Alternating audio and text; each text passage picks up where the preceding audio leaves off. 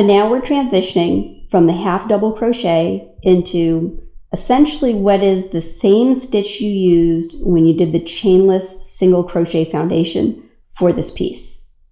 It's going to be a little bit fiddly for the beginning. So to start off, what we're going to do is we're going to find the legs of the stitch that we're working on. So it's the bottom portion here.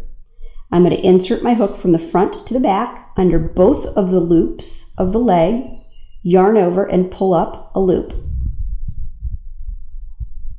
So now it's exactly like that foundation single crochet that you did.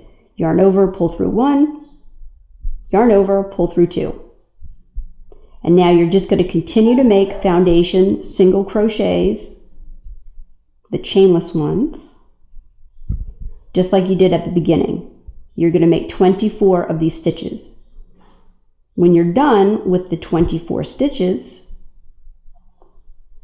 then you're going to simply switch back to half double crochets. You're going to skip the 24. In this case, I'm going to skip, let's see, I made 2. I'm going to skip 1, 2, and I'm going to half double in that. I'm going to yarn over, insert my hook, yarn over, and draw through all 3 loops on my hook. And that's it. That's how you're going to make the slot in the top of your bag.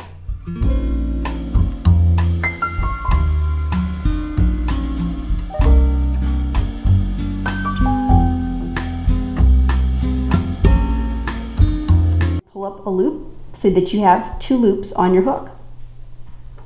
You're going to yarn over, pull through 1 loop, yarn over, and pull through 2 loops. So now the rest of the next couple of stitches that you're going to do are exactly. Don't worry. Okay. Okay.